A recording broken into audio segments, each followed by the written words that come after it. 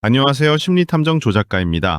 오늘의 이야기 시작하기 전 구독과 좋아요, 알림 설정 부탁드립니다. 당신은 지금 몹시 피곤합니다. 늦은 밤, 술자리가 끝난 직후일 수도 있고 고된 업무를 마친 뒤일 수도 있죠. 그때 곁에 있던 누군가가 아주 다정하고 친절한 미소와 함께 피로회복제 한 병을 건넵니다. 이거 마시면 좀 나아질 거예요. 자, 여러분이라면 이 호의를 거절하실 수 있겠습니까? 아마 대부분은 내 마음을 알아주는구나 하며 아무 의심 없이 뚜껑을 열고 마실 겁니다. 우리는 타인의 호의를 기본적으로 신뢰하도록 프로그래밍된 사회적 동물이니까요. 하지만 그 작고 따뜻한 호의가 내 숨통을 끊어놓는 완벽하게 계산된 살인 무기였다면 어떨까요? 안녕하세요. 인간 무의식의 미궁을 파헤치는 심리탐정 조작가입니다. 구독자 여러분, 조작가의 영원한 수석 조수, 무의식 데이터 분석의 대가 브랜입니다. 방금 조작가가 던진 질문, 그저 소설 속 이야기 같으신가요? 불행히도 이것은 2026년 2월 대한민국 서울 강북구 수유동 일대에서 실제로 벌어진 참혹한 현실입니다. 맞습니다.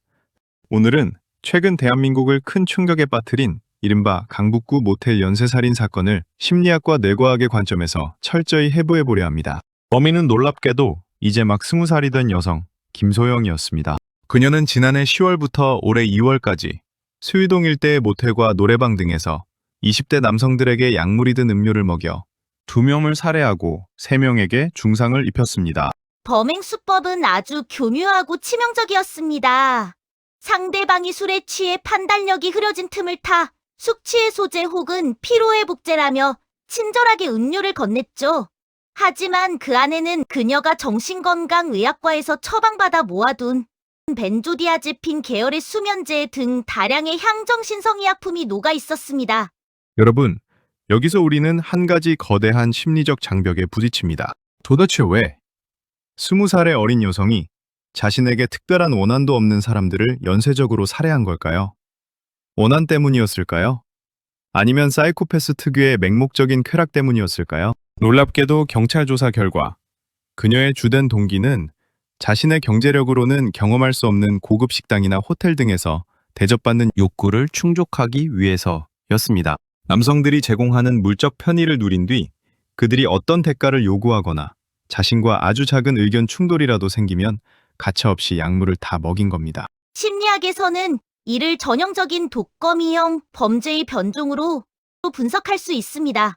타인을 오직 자신의 경제적, 심리적 욕구 충족을 위한 도구로만 인식하는 극단적인 도구화 현상이죠. 그녀의 내면에는 타인의 생명에 대한 무게감이나 존엄성이 전혀 존재하지 않았던 겁니다. 이 사건이 우리를 더욱 소름 끼치게 만드는 건 범행 전 그녀가 보인 철저한 계산과 치밀함입니다. 그녀는 범행 전 챗GPT에 이렇게 검색했습니다. 수면제와 술을 같이 먹으면 죽을 수 있나? 자, 여기서 잠시 저 브레니의 뇌과학 수사 들어갑니다. 그녀가 주무기로 사용한 벤조디아제핀 계열 약물은 우리 뇌의 억제성 신경전달 물질인 가바의 수용체 작용을 비정상적으로 강화합니다.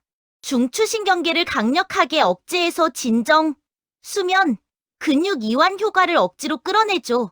그런데 이 약물이 알코올과 만나면 어떻게 될까요? 알코올 역시 중추신경계를 억제하는 물질입니다. 두 물질이 시냅스에서 만나 결합하면 파괴적인 시너지 효과가 발생해 호흡 중추가 완전히 마비될 수 있습니다. 뇌의 호흡 명령 시스템 자체가 강제로 셧다운 되어버리는 치명적인 결과를 낳는 완벽한 독약으로 돌변하는 겁니다.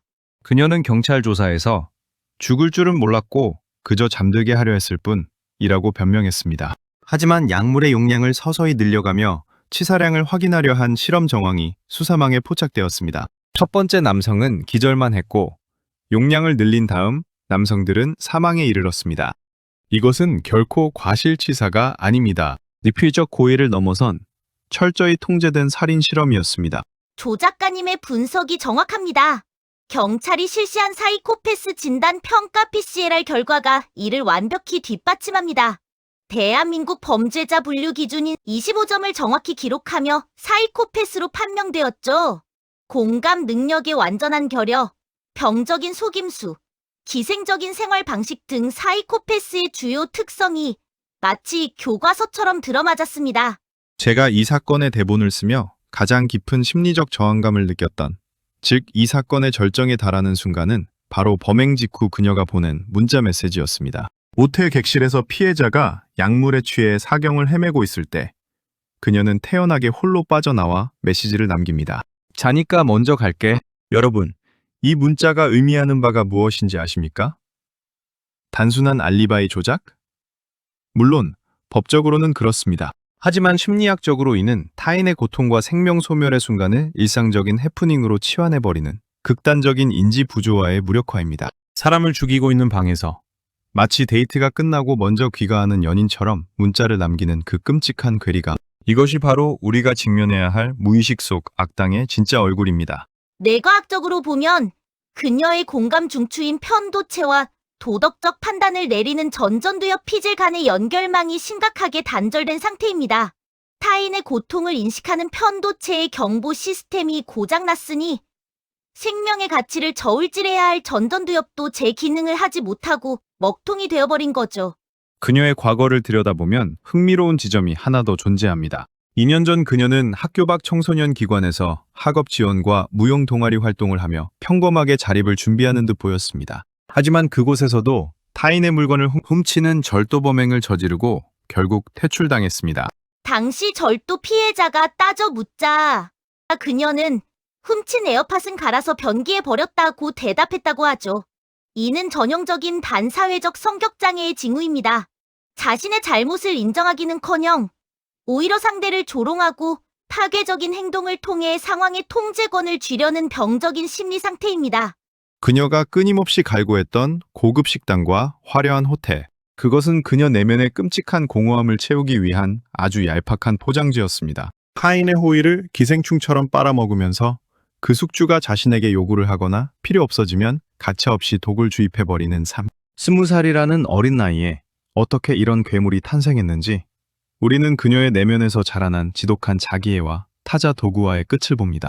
다행히도 경찰의 끈질긴 수사와 과학적 프로파일링을 통해 그녀의 연쇄 범행은 멈췄습니다. 검찰은 신상정보 공개심의위원회를 거쳐 그녀의 이름과 나이, 얼굴을 대중에게 공개했죠. 사건은 이렇게 범인의 구속과 함께 일단락된 것처럼 보입니다.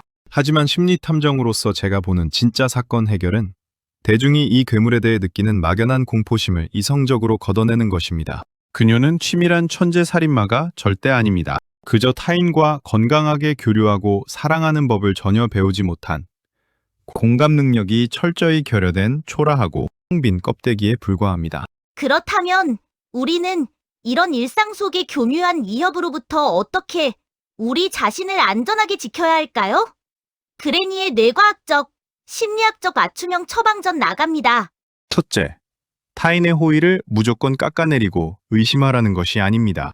다만 관계의 속도와 균형을 반드시 살피셔야 합니다.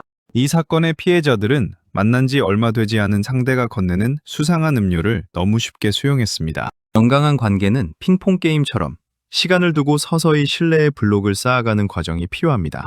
둘째, 공감 능력이 결여된 사람들의 레드 플래그를 인지하는 훈련이 필요합니다.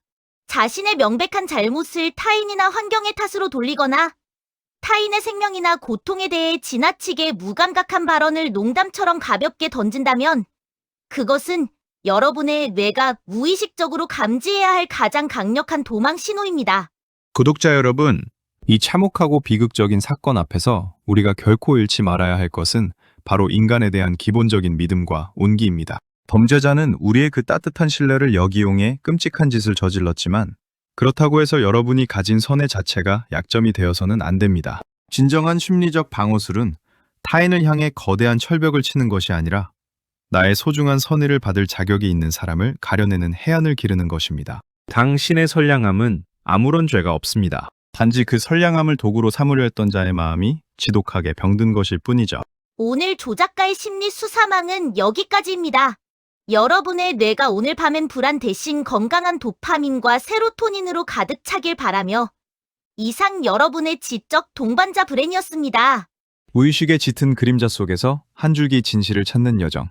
다음 시간에도 변함없이 당신의 마음을 읽어드리겠습니다. 지금까지 대한민국 최고의 심리탐정 조작가였습니다. 긴 시간 끝까지 함께 해주셔서 진심으로 감사합니다. 오늘 이야기가 도움이 되셨다면 주변의 친구분들에게 이 내용을 공유해주세요. 구독과 좋아요는 저와 브레니에게 큰 힘이 됩니다. 사랑합니다.